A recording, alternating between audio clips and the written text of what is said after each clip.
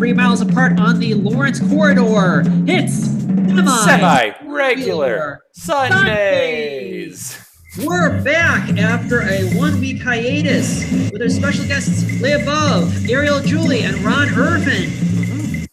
And now, Dallas Mavericks playoff heroes, Flower Shop Bangers. Woohoo! I love the intros you come up with sometimes. Dallas Mavericks playoff heroes. So which one of us is Luka? Which one of us is Porzingis? I mean, you could be Luka Doncic. I don't. I mean, I would love to, but I don't know. I feel like I'm the taller one, so maybe I would be Kristaps. Porzingis didn't even play today. Porzingis didn't play today. That's a shame. Mm-hmm.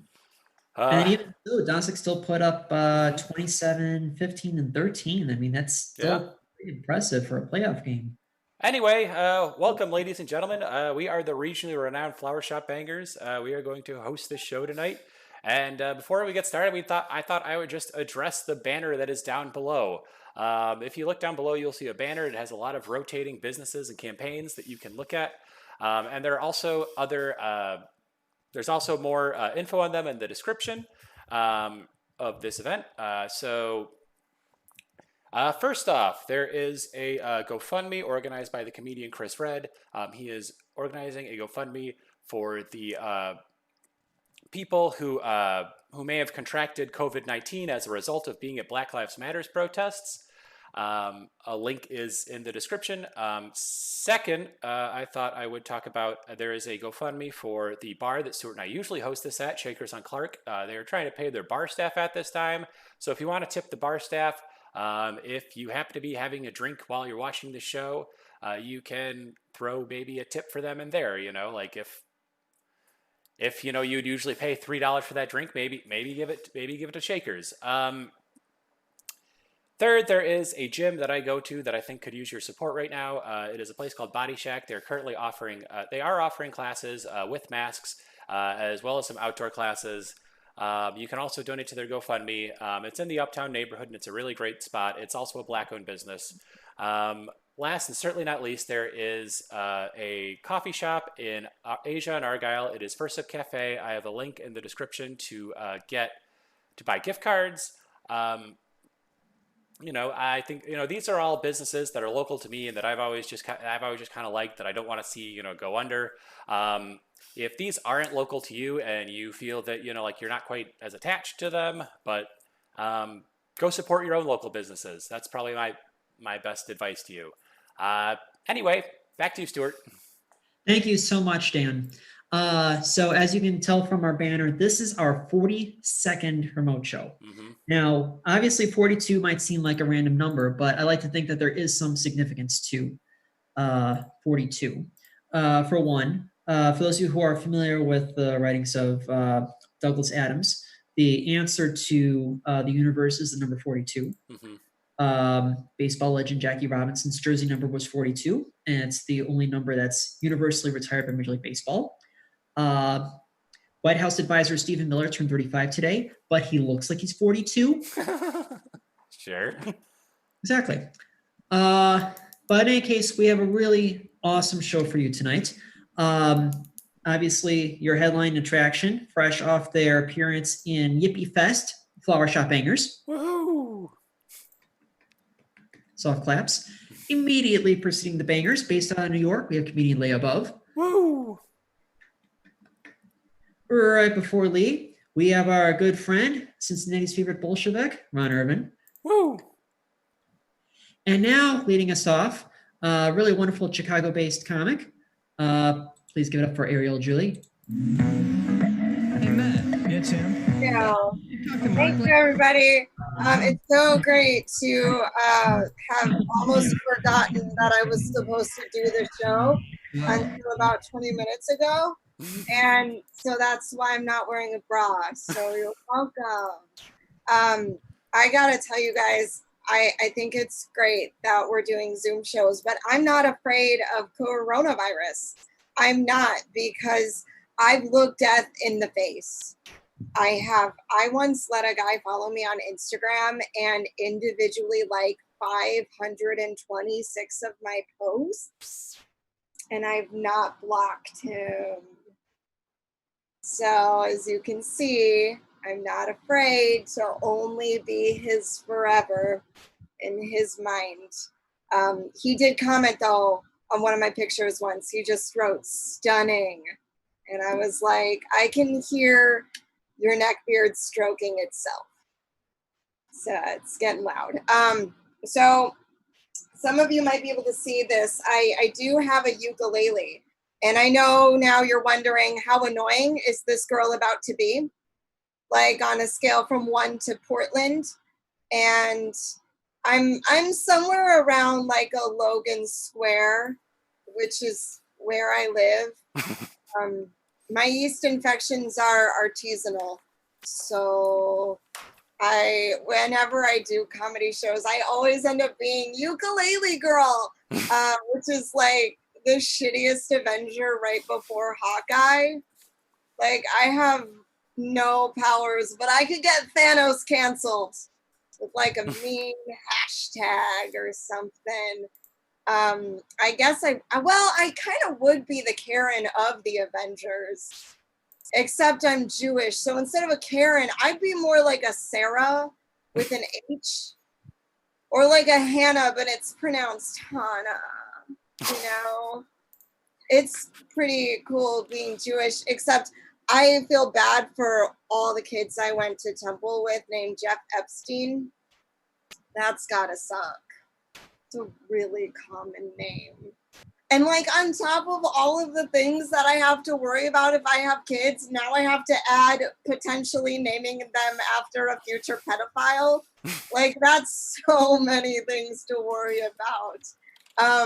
And growing up Jewish was pretty cool, except sometimes I would get made fun of a little bit by my Christian friends. And I would just get so mad. I'd be like, you know what, if you want to talk about what burning things so much, maybe I'll take one of your things. Take one of your symbols. Take like a big cross, like a big wooden cross, and burn that shit right on my front lawn so everybody sees. But it backfired. Now I'm dating a white trash Aryan dude. Oops.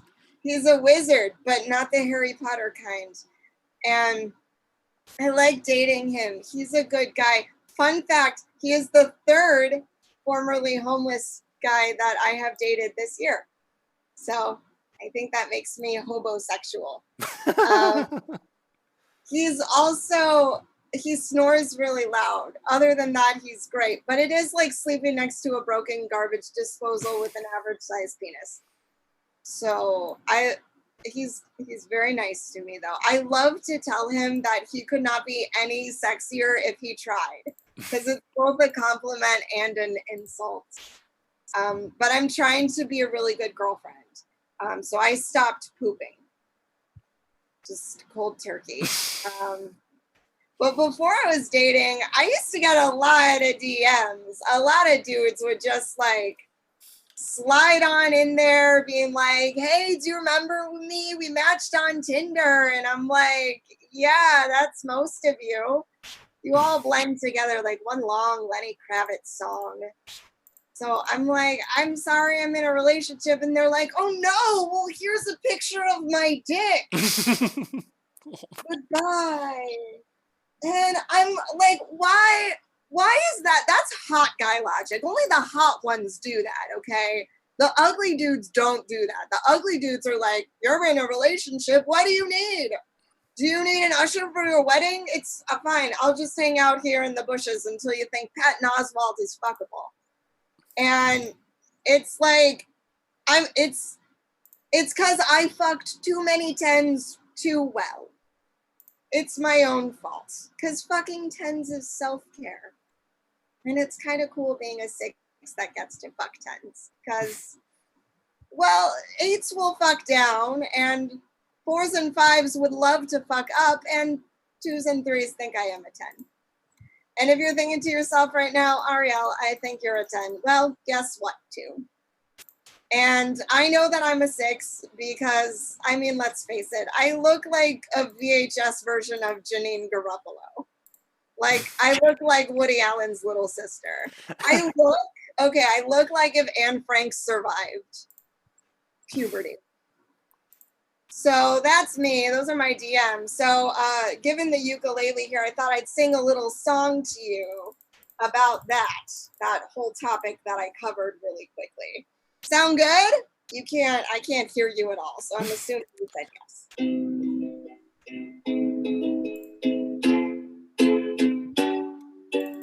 What goes through a guy's mind when he's swiping left and right? What's going through his head at 9 p.m. on a Wednesday night? Maybe, just maybe, she'll want to see my dick. And maybe, just maybe, I'll have sex with a lady. Are there any pictures you're trying to send? I only ask because I'm trying to carpe your DMs. You gotta carpe your DMs, it's Latin. Maybe if I send a picture of my penis, she'll think that it's the best one that she's ever seen, and she will go ahead and invite me over. I have roommates and a dog, I will take an Uber, and I'll make small talk with the driver, and then I'll try to get inside her. But if I send you nudes, don't screenshot them. I'm only trying to carpe your DMs. Carpe your DMs. I know that there's a lot of dudes who sort of look like me, and I'm the millionth guy you swiped on with this exact goatee. I got a picture of me and my friends at a bar that's blurry. And remember how I told you I was 6 foot even? Well, actually, I'm 5'10". I lied so I could carpe your DMs. Plus all our mutual friends. I know I don't want a long-term thing, but it's hard not to picture you wearing the type of ring you told me you wanted the first time we met. I told you the story of how I lost my first bet. The first girl I loved was unlike any other. She told me she loved me like a brother, and I'm not over some weird shit with my mother. But I'm not looking for a girlfriend. I only want to carpe your DMs. Carpe your DMs. That's Carpe DMs. That's that song. I hope you enjoyed that. Woo! Oh, there's a woo. Thanks for the singular woo. But I am in a relationship right now. I'm so sorry to disappoint you all. But if you could just allow me one moment of getting into my feelsies, I was just so relieved. Like, I could not tell you how much Tinder I did. Like, if Tinder had frequent flyer miles, I'd have perks. Okay? So I am so relieved to be in a relationship that I wrote a song for my man. And I just hope you guys really enjoy it, okay? Shitty dudes make good boyfriends too. Take away their drugs so they have nothing else to do. They always come over when they say they will. 'Cause shitty dudes make good boyfriends too. I feel like a lot of you out there know exactly what I'm talking about and may adopt this song as your anthem. If they don't have to pay, they're not so bad. If they don't have to show up, they might make a great dad. If they don't have to do anything important, they may not end up being such a fucking disappointment. Shitty dudes make good boyfriends too. Take away their drugs so they can focus on you. Let them raise their red flags real high. Shitty dudes won't always make you cry. He may not have gotten you a birthday present, but it's just because he hasn't certified for unemployment. Shitty dudes make good boyfriends too. That is my next hit single from my album. I'm totally kidding. I'm way too lazy to come out with an album. Oh, you all believed me for a second. I fooled you completely. No, thank you. Honestly, thank you so much for listening. This has been really fun. And that's my time, folks. Ariel Julie, everyone. Thank you so much, Ariel. And I can absolutely empathize with the situation. I've been described as a Chicago 5, but Chicago's 6. So, all right. Well, thank you again, Ariel. And if you have missed any part of the show so far, I want to mention that this show will be archived on the Flower Shop Bangers Facebook page immediately after we wrap up this evening. So, because we have been doing remote shows for a while, we have one thing that we'd like to think we've almost practically made into a science, and that is checking in with our Facebook Live audience. Sure. We have this is an opportunity for us to interact with people that are tuning in. If they have any questions, comments, concerns, feedback, the occasional grievance. Dan, is there anyone who's looking for a shout out right now? Sure, yeah, I did see. I thought I'd give a shout out to Christina Reese. She's one of our frequent viewers. It's always great to see her there. I also see that there are more people watching, so if any of you would like a shout out, just like or comment so that I can see that you're there. Okay, excellent. Thank you so much, Dan.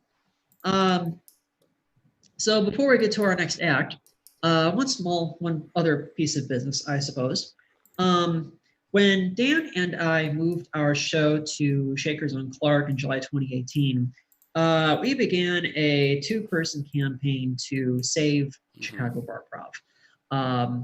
In the early mid-2010s, there used to be improv shows in bars pretty much all over the north side of the city, mostly in the vicinity of Belmont Avenue. There used to be shows at Underground Lounge, AJ Hudson's, Crocodile Lounge, Mullins, a bunch of other bars whose names I can't think of at the moment. And one by one, these bars either started phasing out comedy, or they went out of business, or just moved in a completely different direction. They all had valid reasons. So Dan and I have kind of made ourselves kind of that tent pole for Chicago barprov. And by barprov, I do mean it's kind of a catch-all, because these shows would have improv as well as like stand-up comedians, sketch bits, solo bits, what have you. And as an incentive for trying to save Chicago barprov, especially with most of the bars being shuttered right now, we have created an improv tip jar. As you can tell, there is cash inside the tip jar. And I'm not expecting anyone to walk up to my apartment in Ravenswood Manor and throw cash to the tip jar. Dan is not expecting anyone to walk up to his 3rd-story walk-up in Uptown and throw cash at him. So we're asking you to donate virtually. At the moment, in this tip jar, we have roughly about $6, which means that split 5 ways, all of our performers tonight are going home with $1.20. We intentionally not tell our acts that this is a paying gig. So if you are enjoying the show tonight, please throw some cash into the tip jar. All right, without further ado, we have known this comic for about, over 4 years now. He's, as far as we've been producing barprov shows, he's been a presence in our show, pretty reliable presence. He was able to do this on just a couple of days' notice. It is a real treat to welcome back to the show, Ron Irvin. Hey, oh boy, how are we doing? Everybody good? You don't mute everybody else, do you? Right? No, people can turn their mics on if they want to. Okay, I didn't know if it was you muting them, because I want to start arguments. It's fine. It's great. Everybody's allowed to hop in. I don't want to stare here at a screen and just tell jokes. We're all here. It's fine. We're having a good time. I hope everybody's having a good night. This was something I was thinking about the other day.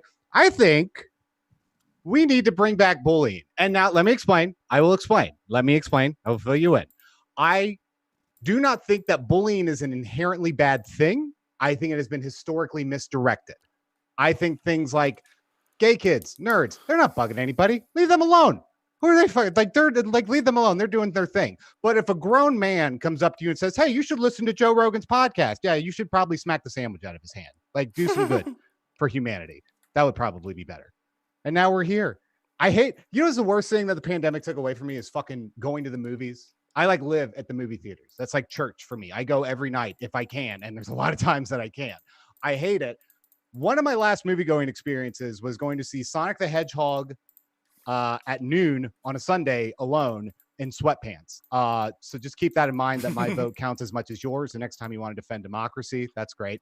But I go there and I have my weed pen with me because if you're not high when you're alone seeing the Sonic the Hedgehog movie at noon on a Sunday, you're either 5 or you've never made eye contact with another human being before. There's no in between.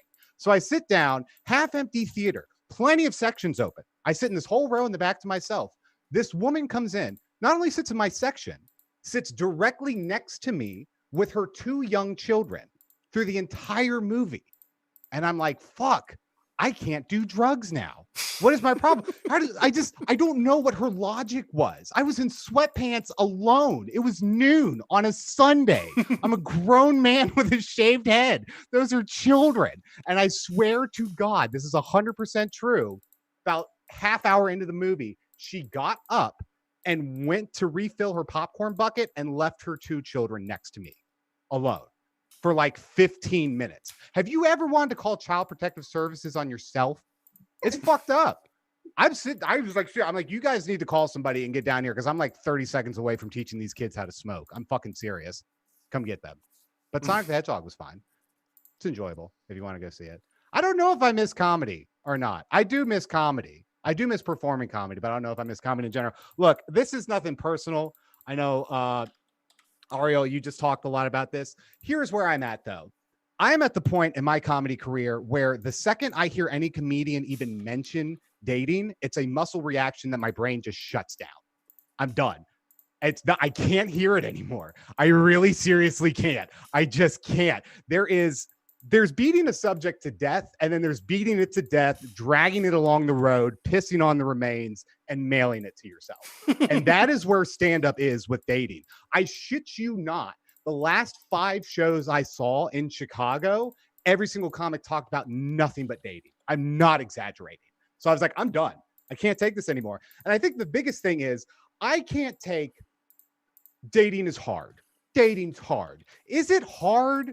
Or is it possible? Is it at all possible that maybe, just maybe, you might be fucking bad at it? Has anybody ever considered that? Is that at all possible? It's okay to be bad at things. I'm bad at math. You know how many times you know how I know I'm bad at math? Because I failed enough math tests and I was like, yeah, this isn't 7's fault. Obviously, this is something going on here. This is a perfectly logical thing that I'm fucking up. How many times can an adult stand there and say, dating's hard before you just sound like a 12-year-old going, the Xbox is cheating. Shut up. You're bad at Halo. It's fine. Get better. And then there's the idea of like, well, I'm bad at recognizing red flags, which is weird because they're called red flags. They're giant and you can't miss them. That's why they're called red flags. And that's where we're at. And that's where I'm at with all this stuff. I do miss probably my favorite, I miss weird booking stories from comedy. I got booked to do stand-up in a gay bar, and at the very end of the email, the booker put the venue is a straight friendly gay bar, and I went, that's literally every fucking gay bar. I don't know if you've ever hung out in one before. They're chill. They're fine with it. If there wasn't a gay friendly gay bar, that would be amazing, and I would never leave that place. That would be awesome. If they just like hated on straight people 24/7, I'd be in the back drinking Diet Cokes all the time. Just wait for somebody to come in. Big old bouncer comes up behind him like, well. Look at what the cat done drug in, boys. Got one of them straights I done heard so much about. Let's stop myself right there. I don't know why the bouncer at the gay bar in Chicago in like, what was that, 2018? Sounds like a Depression era tobacco farmer. I really don't. But it's the voice in my head, so I go with it. It's just like, you lost or something, boy? And he's just like, hey, man, I don't want any trouble, all right? And he's like, well, look like trouble done found you now, don't it? Wrigleyville's that away. You get them Yankee shoes a stepping. That sounds awesome. I don't know. Do slurs for straight people exist? I hope they do. If they don't, I hope he just makes some up and just screams them at him. Like, I'm trying to run a nice, clean, quiet bar here. I don't need you pussy pounders coming around fucking all that up. You goddamn titty lickers make me sick. I would never leave that place. I would just be in the back like, this fucking rocks. I'm staying here until the end of time. It's great. I miss gay bars. I do miss hanging out in gay bars. Gay bars are so much fun. I got hit on by a guy named Ron in a gay bar once. Does that make any sense? I felt like we were about to open a black hole. I was like, we can't do this. We can't do this. I think I actually did end up like dancing with him because I felt bad. I was like, I'm so sorry. I'm not gay, but I was like, I'll dance with you. And it was the most miserable slow dance that anybody has ever seen in their entire life. He was a nice guy, though. You know what I'm doing in the fucking quarantine? I just can't stop going down Wikipedia rabbit holes. That's what I'm doing. I just like, who was in that fucking movie that one time? And I get on Wikipedia and I blink and it's like, cool, I know more about Death Cab for Cutie than I ever thought I would now. And I don't know how that happened. Great. But my favorite, I'll leave on this. This is true. I somehow ended up on the Wikipedia page of the Golden Gate Bridge, and I only retained two things from it. One, it was unveiled in 1937, and since 1937, almost 5,000 people have killed themselves there. So obviously, city of San Francisco doesn't like that. That's obviously not good. They want to deter that. What was their answer to deter that, you ask? Well, their answer to that was to put a sign on the bridge. And what does that sign say? That sign says, and again, this is totally real, warning, the consequences of jumping from this bridge are fatal. To which I say to the city of San Francisco, that doesn't stop people who want to fucking die. Are you serious? That sign might as well say, welcome to the Golden Gate Bridge, or as we call it around these parts, a sad boy problem solver 5,000. Pew, pew, pew, pew, pew. You think Dolphins got student loan debt? Fuck no, bud. Get in here. Come on. And then here's another. This is another fun fact. They voted on this. This is real. I think it might have actually already happened. But they are going to build a net underneath the Golden Gate Bridge. It's that bad. And when that happens, I want that sign changed. And I want that sign to say, welcome to Golden Gate Bridge. You can jump, but you're just going to be sad in the net. So, like a shrimp. So, do whatever feels right, buddy. We'll come get you. Welcome to the Golden Gate Bridge. My name is Ron Irvin. Get everything you could ever want from me at streamerlinks.com/Ron Irvin. Thank you all so much for watching. Ron Irvin. Oh, thank you so much, Ron. Always a pleasure, buddy. Now, Ron, if memory serves me right, you were on the cusp of moving to New York before the pandemic started. Well, yeah, I had signed a lease in Brooklyn. Something happened with the unit, and I had the option to like try to move later. But the more I thought about it, I was like, I'm just gonna come home to Cincinnati until shit opens up again, and then just get out there as soon as I feel like it's right. So I've got the savings, the money is there. Just whenever I feel like it's right, I'll just hop on out. Makes sense. Makes sense. Okay, well, hopefully everything is going well in Southern Ohio. It's Ohio. Yeah, true. I mean, every section of Ohio is another section of Ohio.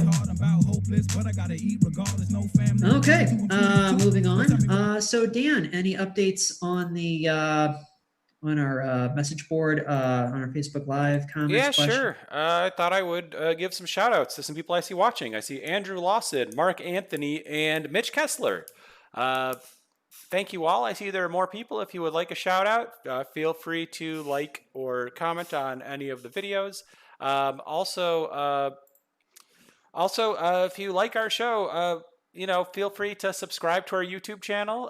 It's actually, I guess it's just the Daniel Anderson YouTube channel, as well as like Flower Shop Bangers on Facebook. All right.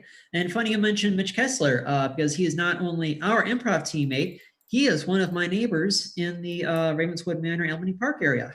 And I think I saw him walking down Sacramento today. So, Mitch, I hope you're doing well. Good to see you, buddy. All right, let me just take a quick look at my notes here. Okay, without further ado, our next performer was last in our show at Shakers right before New Year's 2019. So it's been about a year and a half, almost 2 years. It's unclear where our next comedian came from.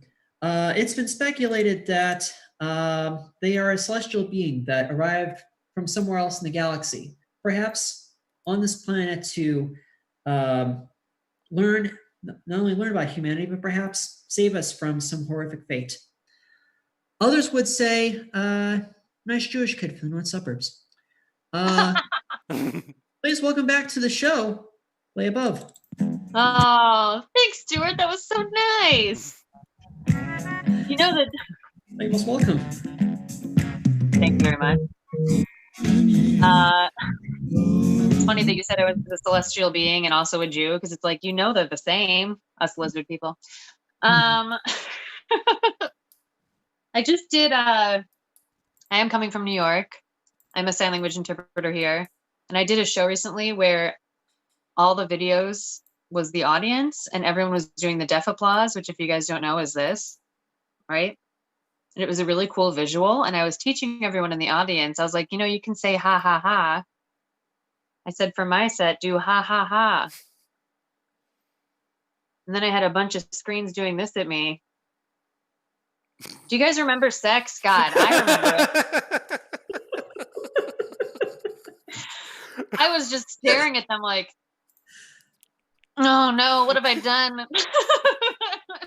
A bunch of this. Oh, it's been a long time. It's been a long time. Jesus Christ. I am a sign language interpreter here, and I have been thankfully working a little bit remotely. Similar setup to what we're doing right now, Zoom chats. And the fun thing about interpreting over a Zoom chat is that if I'm overwhelmed by what the person is saying and I'm not realizing what I'm doing and I lose track of things, I could just be signing away and then pretend that my screen freezes and I don't have to do the work at all. Who's going to tell me that's not the reality, you know? That is why I moved here. I became a sign language interpreter about 10 years ago. I went to school for it. I love when people are like, sign language interpreting, is that hard? No, I'm a stupid idiot. Yes, it's very hard. I went to school for 4 years studying it. People have all the sorts of questions for me regarding it. It's not like a very popular profession, so they want to know things like they want to know if I can read lips. I can't. I can hear, which is why I don't need to read lips. Why would I need to read lips? Can I read Braille? No, I can't. Neither can deaf people. That's blind people you're thinking of. Can't just lump all the people with disabilities together. You know what I mean? Lots of times people want to tell me about their deaf pets. They're like, oh, my cat is deaf. Cool. Here's my business card. If your cat ever needs an interpreter, tell them to give me a call. And they're like, why would my cat need an interpreter? I don't know, lady. Why would I ever need to know your cat's deaf? My cat's ignorant. Do the two of you want to hang out? My favorite thing, though, is that after shows, people will always come up to me. This is back in the real world, you know, when we were like allowed outside. People would come up to me and I think they thought they were flirting. They'd want to know how to sign dirty things. They'd be like, how do you sign? I want to touch your boobs. And I'd show them something like this, which actually means I'm a monster. Very different. I love imagining some douchebag signing that to a deaf woman and her being like, I can see that, right? Got to protect them. I did move here for work. I moved to New York for work. I moved here for comedy, but not really. I mostly moved here because I was in a long distance relationship. And I don't know if you've ever been in one of those, but it's not fun, especially for a pervert like me. So we moved because we hated the long distance. And we went into a 1-bedroom in Brooklyn, and then we just started hating each other. It was much easier that way. Way easier to just start hating each other, and thankfully also more expensive. So obviously that lasted very long. We split. I've lived in New York for about 1.5 years, guys. First 6 months, relationship, breakup. Second 6 months, quarantined. And I really think, I don't know if you've heard this conspiracy theory, but there is a theory out on the internet that I said out loud after my breakup, I'm going to take 1 year off. I'm not going to date or have sex with anyone. And the government didn't believe I could do it and locked everybody inside to keep them away from my insatiable predatory ass. They were like, we don't trust it. We don't trust it. It's weird to be queer in quarantine. Oh, I am queer, by the way. I don't know if you could tell by everything about me. I am queer, poly, non-binary person, or as we call it here, a Brooklyn gentrifier. That's the label that I go by. We have a flag and everything, and we stick it in neighborhoods and claim them as our own. I am a non-binary queer person. And a lot of my identity is being seen by other queers. That's when I feel the most myself, which has not been a thing since quarantine has happened. So every day I like to go to my window and I just open it up and I just shout, "Is anyone gay? Anyone? I'm gay. Are you gay?" During Pride, I was just throwing condoms out my window because I just felt like we got to do something. We must celebrate. Not only that, but it's just so ironic to me that the time when all the butch dykes are shaving their head is the time when I can't go down on them. Like, if a butch shaves her head in quarantine and we can't 69, am I even gay anymore? If a tree falls and I can't finger it, am I gay? Ha ha ha ha. Okay. I don't know if you know this. Queer sex is great. I don't know why people are so against it. I feel like queer sex is like Q-tips, right? If it's a sin to do it, then why does it feel so good? You know? Okay. I do love having queer sex. I've decided to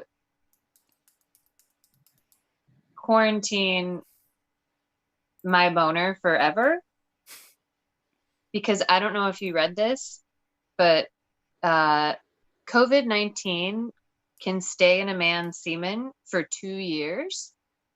And that's not true, but I do like to tell people that so that men will stop having sex. Do you know? Like, we get to make up science now. We can say whatever we want and claim it as scientific fact, right? It's like the Bible. Science has become the new Bible, where we just get to decide which parts are real and which parts aren't based on our own personal beliefs. And in my reality, COVID stays in cum for 2 years and men aren't allowed to have sex anymore. Because they're bad at it. I don't know if you've ever had sex with men. Anyone? Ariel, yes, I did hear you say something about having sex with men. Thoughts? Feelings? Take it or leave it. Stuart? I can't say I have, but at the same time, I'm not in a rush. Stuart, are you a virgin?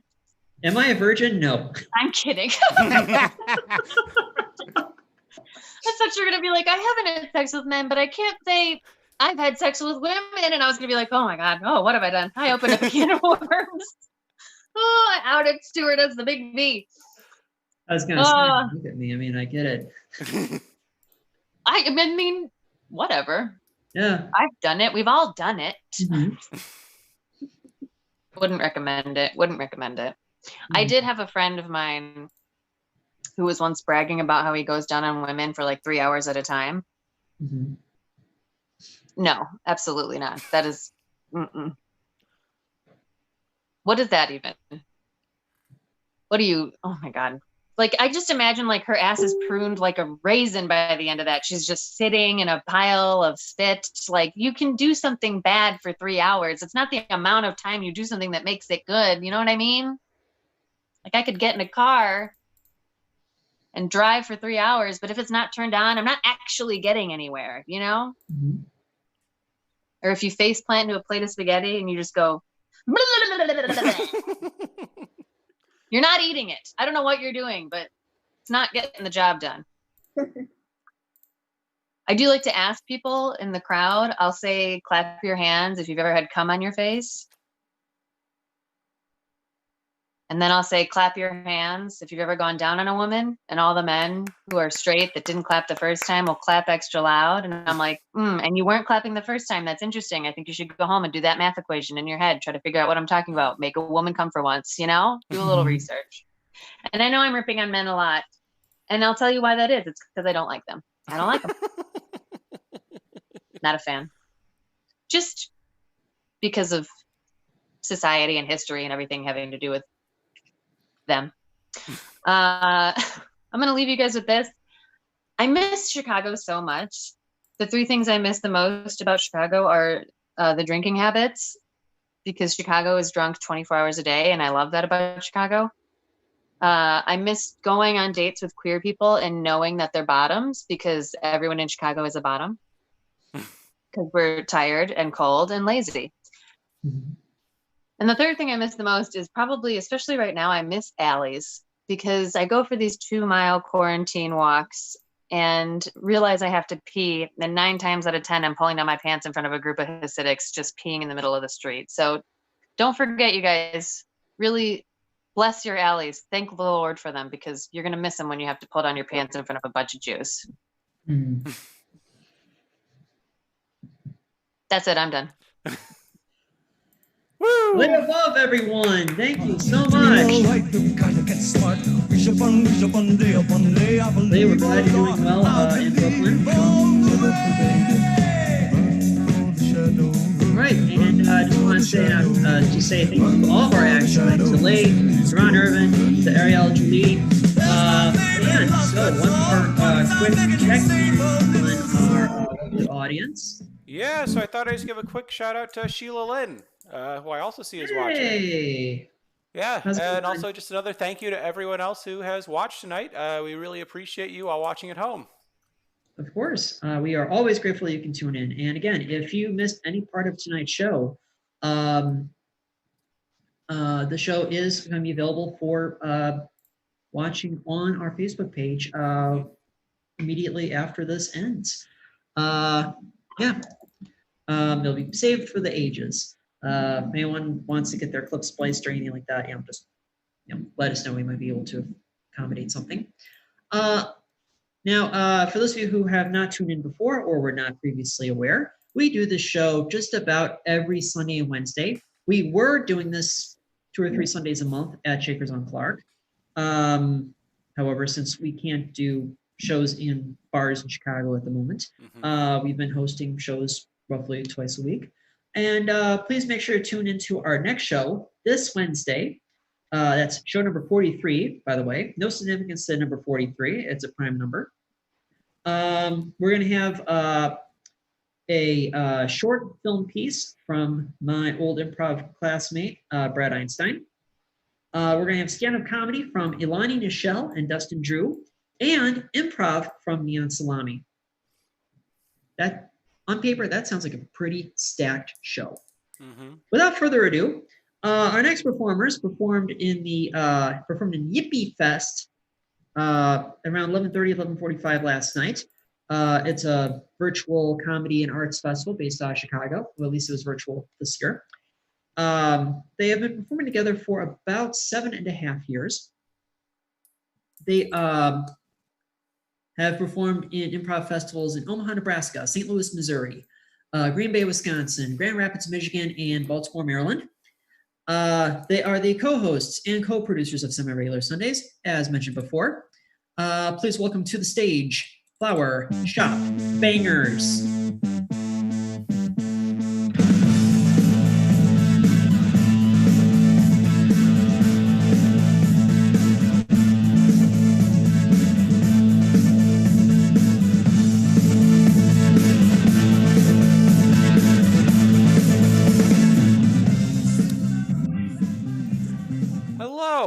Good evening, ladies and gentlemen. We are the Flower Shop Bangers. We're going to do some improv for you, and we get weird with it.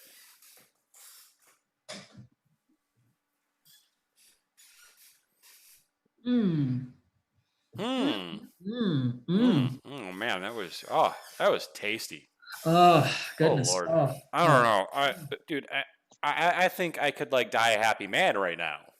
Oh goodness. I'm just throwing it out there. I haven't had a meal like that in ages. Oh my God. And I got to hand it to you. You are a master chef. Yeah. I know it's a word that gets tossed around a lot these days, but. Well, thanks, man. I'm happy to cook. It's, I don't know. It's a pastime, I mean, I get it.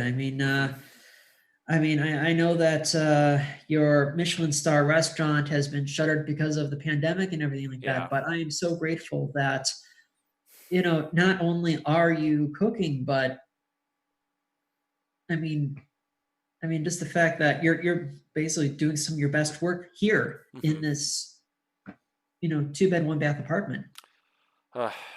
You know, I don't know. I feel like, you know, as much as this pandemic has been a little shitty for business, for everything, it's also been a little freeing, you know. I'm able to experiment with things I wasn't able to do before. You know, I don't just have a lot of people ordering a steak. Then I think that makes you not only a brilliant chef, but also a brilliant scientist. Yeah. Brilliant scientist. Are you okay? Because you're saying I'm experimental? Yes. Yes. Gotcha. I mean, you're absolutely using the scientific theory to your benefit. Yeah. You have a hypothesis, you gather data, you execute it, and then you draw conclusions. Well, you know, that's a great compliment coming from you, you know, because I know you are a scientist. Well, I mean, I have to admit, we physicists, I mean, we're also on furlough too. Oh, really? Yeah, just, you know, I guess COVID has just made exploring the planets just too dangerous. Yeah. I don't know. I did hear you installed a whiteboard in your bedroom, though. Oh, I did. Yes. Yeah. Yes, I did. Yeah, it's, I've been just trying to kill time, kind of stay sharp as a tack. So I've been trying to disassemble string theory. Oh, string theory. I hear that's complicated. I mean, I'll make a day of it. You know, sometimes I'll get so caught up, I'll forget to have lunch. And then I come out of my room, you know, basically like in a t-shirt and boxers. And next thing you know, I've got this amazing sandwich waiting for me with a glass of Chianti. And goodness, Randall, I mean, I don't know how I can't put into words how much I've lucked out as a roommate. Yeah, no, I gotcha. Yeah, I mean, I'm not gonna lie. I've snuck into your room once or twice. I've seen your string theory work. I don't understand it at all. Okay, but it looks impressive. I was gonna say, because if there was something there that was like inaccurate, or you know, it's like something that doesn't connect, I mean, you're welcome to chime in. Dude, I'm a chef. I'm not gonna step on things that like aren't my area of expertise. I mean, would you come in my kitchen and tell me all about food? Exactly. I mean, I don't even know what. Yeah. I mean, we shouldn't do that. We shouldn't step on each other's toes and, you know, like, I don't know, put ideas out there that aren't ours and are untrue. Exactly. Yeah. And I mean, you need to have verifiable data and credible sources. And yeah. No, I get it. It's true. But your verifiable and credible sources, Betty Crocker. I've owned a 5-star restaurant. True. For 15 years. I know food, man. I know how to cook food. I know how to make food. You know, if someone's going to come in and tell me they know more about fine dining than I do, I'm just going to call them a liar. Yeah, I mean, the hell with restaurant critics. You know, the hell with, you know, Pat Bruno at the Sun-Times or Phil Fidel at the Tribune. I don't know. At the end of the day, as long as I can make some people happy, I've done my job. Yeah. I mean, I don't know about you, but like, I mean, do people like try and explain physics to you ever? Mostly cisgender white males, but yeah. Oh yeah, sure. Yeah. Oh yeah, it's like, you know, white males, they think they're experts at everything. Yeah. I mean, yeah. I mean, I guess we're both cisgendered white males. Oh yeah, damn, I forgot about that. Crap. Yeah. Well, I don't know. I don't mean to like, I don't know. I mean, no, I've definitely met people who have tried to explain global warming to a room full of scientists and why it doesn't exist. Yep. And let me guess. Seen that. White dudes. It was a white dude. It was a white dude. Explaining that to a room full of female scientists. It was interesting. That was an interesting Christmas Eve. It was a train wreck, I will bet. It was a train wreck, absolutely. Well, anyway. Yeah, I mean, you know, I'm kind of looking at my whiteboard and everything. I'm thinking, hey, maybe this is how I'm finally going to get my doctorate. Maybe. Yeah, exactly. Maybe. I I mean, you need to I got discover to do something. masters, but Uh-huh. it's like it's not enough. It's just Yeah. not enough. I gotcha. You don't get a title with a master's degree. Yeah. Yeah. I mean, truth be told, I mean, at this point, I'm wondering what recipe, like I haven't told a lot of people this, but I've actually been working on a YouTube channel for my restaurant. Oh. Like, a little cooking YouTube channel right now. I have some content, but I don't know if it's good. I'm gonna run it by you soon. I'm still working on the whole video editing thing, Mm-hmm. and the whole filming, the cinematography. There's so much that goes into film, man. Mm-hmm. But I can't really hire a videographer right now because obviously COVID. So I'm doing all of this on my iPhone, and I don't know, man, because I do feel that even though I have been a chef for so long, Mm-hmm. there's a part of me that did wonder, like, could I do what Chef Gordon Ramsay does? Could I do that? I mean, not necessarily the nastiness, but can I be an entertainer in the same way, Yeah, I mean, I get it. I get it. I mean, could you be the next Gordon Ramsay? Yeah. It's like, growing I up, don't know. it's like all the boys I knew, had like, Michael Jordan and Frank Thomas posters in their bedrooms. I had Stephen Hawking. Yeah. And I feel like cooking shows are in right now, Mm-hmm. That's very true. I mean, Yeah. You can't throw a stick without hitting it some kind of cooking show. Oh, dear Lord. There's a Great British Baking Show, Sugar Rush. Yep. And I was Nailed It. Nailed It's another one. And those are just 3 you can watch on Netflix today. Yeah, I was on BitTorrent last night, and I was able to download the Great Canadian Baking Show. Oh. Yeah. Every episode know that one existed. In an 8-way tie. Really? Which is like to eliminate anyone. Uh-huh. Like, that's great. Yeah. Oh, sorry. Good muffins. Yep. The Great Canadian Baking Show. Great Canadian Baking Show. Yeah. I mean, I'm still working on a concept, and I'm, but I don't know. Working out details, trying to come up with an original idea. I feel like they do the baking shows. I don't know if I would personally do a baking show because that hasn't really been my thing. But I do wonder if I could do, more of a fine dining show. Oh, okay. Okay. I mean, truth be told, there's so many cake shows, so many of that. I mean, in fine dining is kind of what I know. Mm-hmm. Can we create that? Yeah. Can we? I was thinking, I was watching Bar Rescue the other day, and I was thinking, what if there was a show that kind of took it one step further? What it was called Bar Salvage. Oh. Yeah. So like you buy up a foreclosed bar and you reopen it.